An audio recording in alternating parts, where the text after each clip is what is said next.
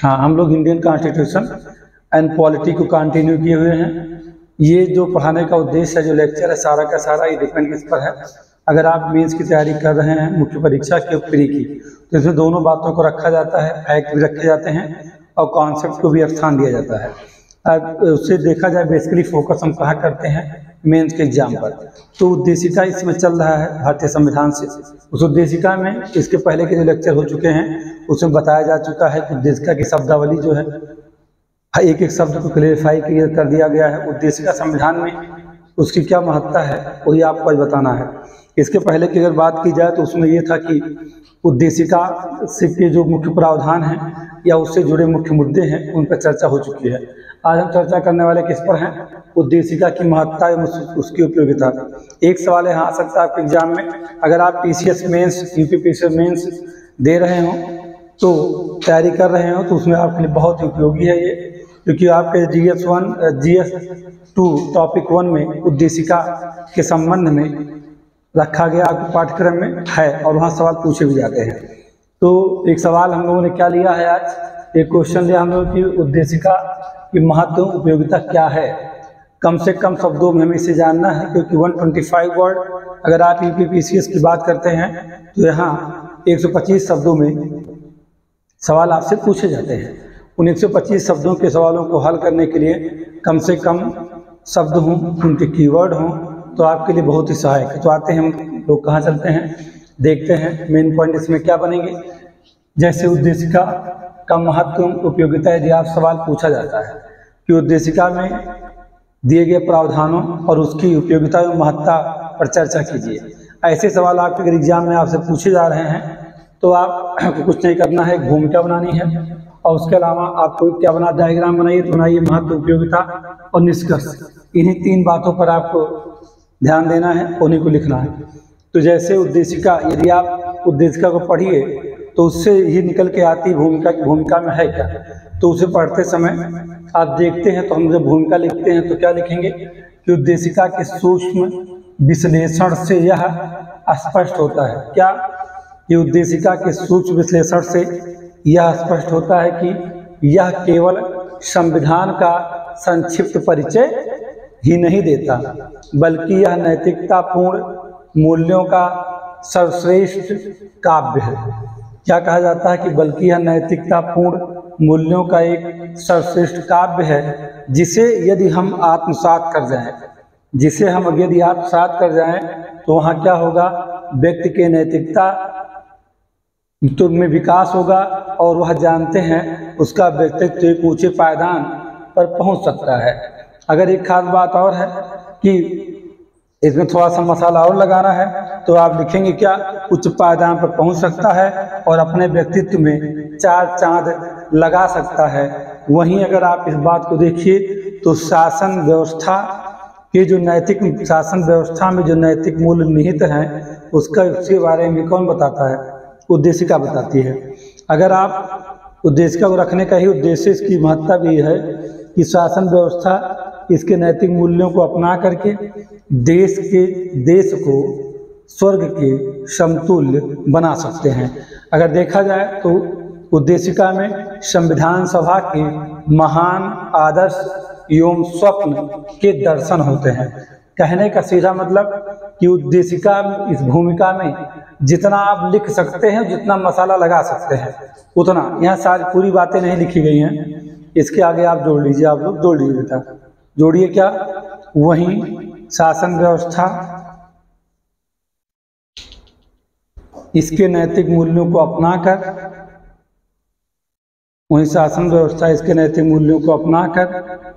देश को स्वर्ग के समतुल्य बना सकता है,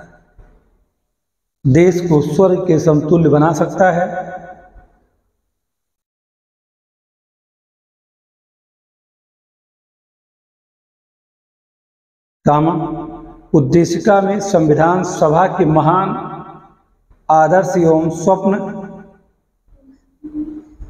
उद्देशिका में संविधान सभा के महान आदर्श एवं स्वप्न का दर्शन होता है।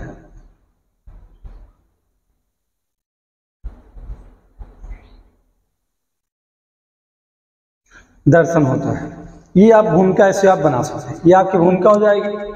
उसके बाद क्या है कि महत्व उपयोगिता, इसकी महत्ता क्या है, महत्ता क्या है, तो आप कीवर्ड इसका क्या है कि उद्देशिका में क्या है, शासन व्यवस्था के तथ्यों का वर्णन किया गया है। सीधे पहला पॉइंट यही है। तो इसको कीवर्ड में उस में क्या लिखेंगे, उद्देशिका में शासन व्यवस्था के तथ्यों का वर्णन है, यानी शासन व्यवस्था कैसे होगा उन शब्दों, राजनीतिक न्याय आप पढ़े हैं, सामाजिक न्याय, आर्थिक न्याय है ना, न्याय आपने पढ़ा है ना, क्या स्वतंत्रता आपने पढ़ा है उसमें उद्देशिका में। तो सीधी सी बात वही कर रहा है कि शासन व्यवस्था के तथ्यों का वर्णन है। दूसरा क्या, उद्देशिका में शासन व्यवस्था स्वस्थ हो, स्वच्छ हो, इसका ही वर्णन है। ये समझिएगा आप, यहाँ हमने इसको नहीं लिखा है, लेकिन इस बात को आप जानिएगा कि उद्देशिका में क्या हो, शासन व्यवस्था स्वस्थ हो, स्वच्छ हो, इसके बारे में भी, यानी जो वहाँ पे आप देखते हैं उद्देशिका में एक शब्द का प्रयोग किया गया है, क्या, अखंडता बनाए रखने के लिए, हम अक्षुण्ण बनाए रखने के लिए हम देश को क्या करेंगे, भाईचारा यानी बंधुता को बढ़ावा देंगे। वही क्या है, उद्देशिका एक स्वस्थ राष्ट्र के निर्माण की भी बात करती है। तो उसकी महत्ता ये है ना। फिर हम देखते क्या है कि उद्देशिका संविधान के नियोजन में भी सहायक है। नियोजन में भी सहायक कैसे, क्योंकि इसमें संविधान निर्माताओं के क्या है, आदर्श एवं मूल्य निहित है। ये इसी लाइन को आपने कहाँ रखा था, अभी भूमिका में रखा था, है ना। संविधान पर उद्देशिका संविधान के नियोजन में सहायक है, यानी उसकी पॉलिसी कह दिया जाए, उसकी योजनाबद्ध करने के लिए उद्देशिका को आप पढ़ते हैं तो आप इस बात को समझ जाते हैं कि संविधान में किन बातों को लेकर प्लान किया गया है, या कौन सी ऐसी तैयारी है संविधान क्या अपने नागरिकों को देना चाहता है। एक कह सकते योजनाबद्ध रणनीति प्रस्तुत करता है कौन, संविधान, जिसकी झलक कहाँ दिखती है, उद्देशिका में दिखती है। ठीक है। और चूंकि जो है संविधान निर्माताओं के मूल्य एवं आदर्श उसमें निहित हैं, तो जाहिर सी बात है जब संविधान में जितने भी प्रावधान किए गए हैं या शासन से संबंधित हों, चाहे नागरिकों के मूल अधिकार से संबंधित हों, तो कहीं न कहीं उन्हें एक योजना के तहत रखा गया, प्लानिंग के तहत रखा गया है कि यदि ऐसा हम रखते हैं या इसका अनुपालन जब कार्यपालिका, न्यायपालिका, विधायिका करती जो राजनीतिक संरचना है, तो उसके अनुपालन में क्या होगा कि राष्ट्र का क्या होगा, एक स्वच्छ स्वस्थ विकास होगा और नागरिकों का भी क्या होगा, सर्वांगीण विकास होगा।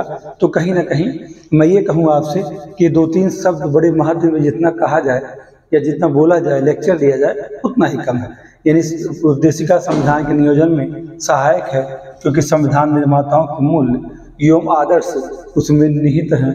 और जब भी कोई योजना हमारी सरकार बनाती है तो आप समझते हैं जो पार्ट 4 आपका है संविधान का, जो पार्ट 4 है जिसमें क्या है, राज्य के नीति जैसे तत्व हैं, बिना उन्हें ध्यान में रखे हुए कोई भी योजना, कोई भी प्लानिंग कौन नहीं तैयार करता है, हमारी सरकार नहीं तैयार करती है। यानी कि जब भी कोई पॉलिसी गवर्नमेंट की आ रही है, राज्य की कोई पॉलिसी आ रही है, तो उस पॉलिसी में क्या ध्यान रखा जाएगा, इन बातों को ध्यान में रखा ही जाएगा। समझ गए आप किसका, कि संविधान निर्माताओं के मूल्य और आदर्श क्या है, जिसे लोक कल्याण की समृद्धि के लिए या लोक कल्याणकारी राज्य की स्थापना के लिए भाग 4 में 36 से 51 में रखा गया है। यदि आप कुछ बातों को समझिए और उन पर कोरिलेट करिए तो बहुत इजी होता है मेंस को लिखना। अगर आप, मैंने तो यहाँ कम से कम शब्द रखा, मैंने कहा कि बहुत सारी चीज़ नहीं रखी जा सकती, क्योंकि पूरा आपको यहाँ बुक तो लिखना नहीं है, इसमें आप कीवर्ड हो जिसको आप जितना चाहें उतना ही आप फैला दीजिए, उसको जितना भी आप शब्द देते चले जाइए। बस वो इस बात को ऐसा ना हो कि जो आप क्वेश्चन का फॉर्मेट बनाए हैं, प्रारूप बनाए हैं, कहीं ऐसा ना हो कि आप उसे भटक जाएं, बस भटकिए नहीं, उससे इतना करना पड़ेगा। फिर आप कहाँ चलते हैं, नेक्स्ट आपका क्या महत्ता है। अगर देखा जाए तो संविधान में बहुत सारे उपबंध किए गए हैं, संविधान में विभिन्न उपबंध हैं, और अगर उन उपबंधों में कोई गतिरोध उत्पन्न हो जाता है तो क्या होगा, उसमें उद्देशिका एक रूपता स्थापित करने में सहायक है। बस इतना आपको लिखना पड़ेगा, क्या कि संविधान के विभिन्न उपबंधों के मध्य परस्पर जब कोई गतिरोध उत्पन्न होगा तो उसमें क्या होगा, उसमें अगर एक रूपता लानी हो तो या एक रूपता की स्थापना करनी हो तो उसमें क्या है, उद्देशिका बहुत ही सहायक है।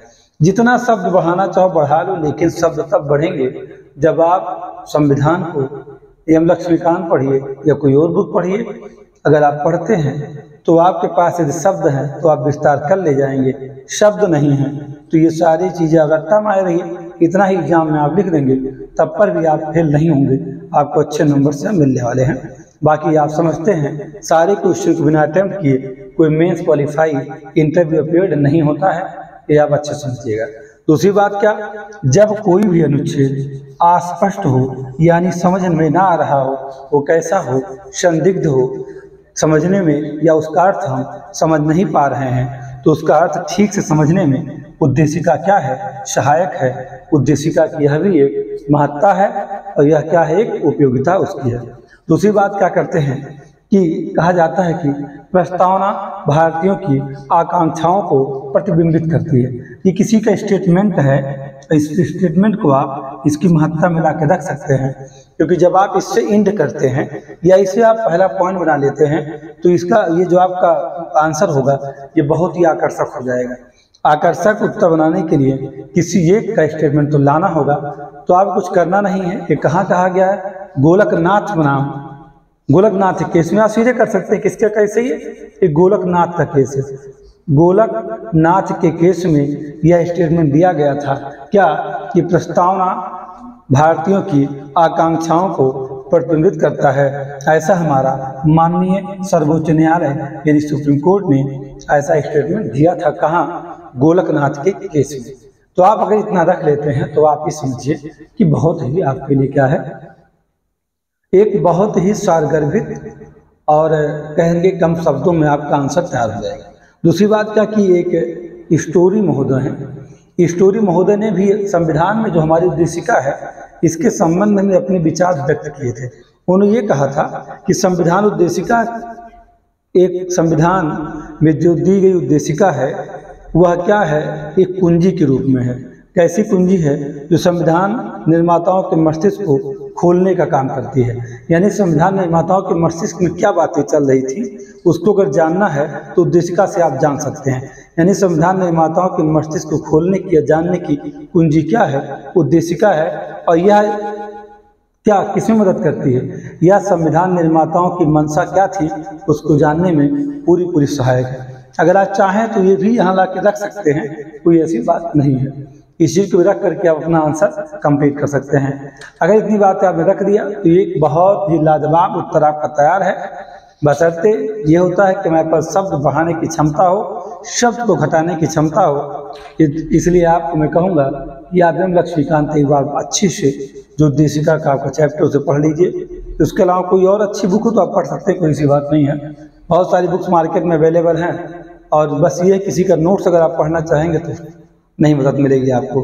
किसी का नोट्स में बुक पढ़ेंगे तो चीज़ें डेवलप्ड होंगी। उसके बाद आप इस नोट्स को साफ बना लीजिए, अपना साथ नोट करिए, बहुत ही आनंददायक आपका उत्तर बन जाएगा। किसी भी एग्जाम को दीजिए, यूपीएससी में भी जा रहे हैं, कहीं भी जा रहे होंगे, यूपीएससी दीजिए, स्टेट पीसीएस दीजिए, यूपीपीसीएस का मेंस दीजिए, कहीं पर दीजिएगा, आपको बहुत ही कम शब्दों का है और ऐसे उत्तर मिलने की संभावना आपको आपके इस ऑनलाइन प्लेटफॉर्म पे बहुत कम है, क्योंकि लोग किसी एक बुक को क्या करते हैं, कॉपी करते हैं और आपको सामने पेस्ट कर देते हैं। यहाँ ऐसा नहीं है, खुद के द्वारा बनाया गया क्या है, फॉर्मेट है, डायग्राम है, तो शब्द हैं जो कहाँ से लिए गए हैं, ये लक्ष्मीकांत के उन शब्दों से चीज़ों को निकाला गया है, एक अच्छा आंसर बनाने का प्रयास किया गया।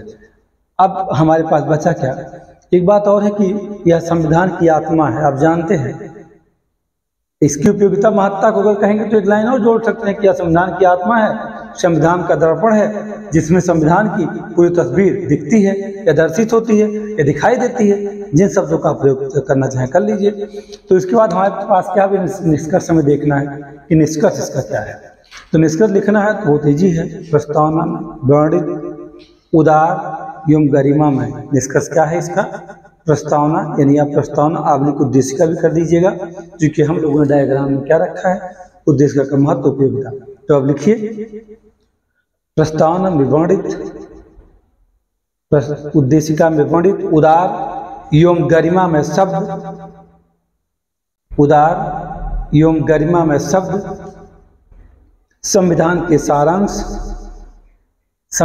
सारांश, कामादर्शन, कामा आदर्श और उसकी आत्मा को निरूपित करते हैं। संविधान के सारांश, कामादर्शन, कामा आदर्श और उसकी आत्मा को निरूपित करते हैं। इसमें कोई संदेह नहीं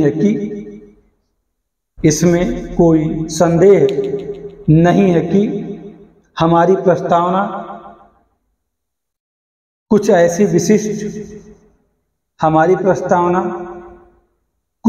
ऐसी विशिष्ट एवं बुनियादी विशेषताओं,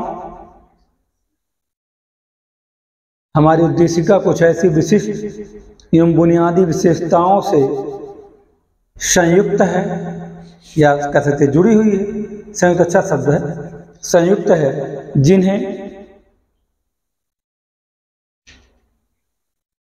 अनुच्छेद 368 के द्वारा भी संशोधित नहीं किया जा सकता है। अनुच्छेद 368 के द्वारा भी संशोधित नहीं किया जा सकता। अब आप समझ गए होंगे एक चीज को, जानते हैं क्या? हमने कहा कि बुनियादी विशेषता, विशिष्ट एवं बुनियादी को हाईलाइट कर लीजिए। यानी उद्देशिका में आप संशोधन तो कर सकते हैं, लेकिन उसके बेसिक स्ट्रक्चर को छोड़कर 368 भी उसमें अमेंडमेंट नहीं कर सकता है। कहाँ? उसके बेसिक स्ट्रक्चर को नहीं छेड़ सकता। किसकी? जिसमें है आधारभूत ढांचे के सिद्धांत, जिसको कहा दिया गया था केशवानंद भारती बनाम केरल राज्य में दिया गया था। इस बात को बखूबी जानते हैं। तो इस तरह हम लोगों का ये आंसर कंप्लीट हो उद्देशिका का। उद्देशिका पे और भी जो सवाल बनते हैं उन पे चर्चा की जाएगी। हम आप जो है प्री और मेंस को दोनों एक साथ कनेक्ट करेंगे। एक बात और समझिएगा, अगर कॉन्सेप्ट बेस्ड कथन कारण का सवाल बनाया जाए, जैसा कि आजकल यूपीपीएससी बना रहा है, यूपीएससी तो पहले से बना ही रहा है, अब यूपीपीएससी भी उसी राह पे चल चुका है, जो प्री का क्वेश्चन बनाता है कॉन्सेप्ट बेस्ड बनाता है, जहां आपको ये समझिएगा कि अगर आप थोड़ी सी लापरवाही करते हैं और फैक्ट ही पढ़ते हैं सिर्फ, तो आप प्री फेल हो जाएंगे। मेन देने के आपको मौके नहीं मिलेंगे। मेन तक हम पहुँचे, इसके लिए हमें जो भी टॉपिक पढ़ना चाहिए बहुत अच्छे पढ़ना चाहिए, जो हमारे सिलेबस में है, जिससे कि हमारा प्री और मेन दोनों आसानी से हो सके। यदि आपको सारी बातें, ये सारे लेक्चर्स अच्छे लगते हों तो ज़रूर शेयर करिए, लोगों तक पहुँचाइए। धन्यवाद।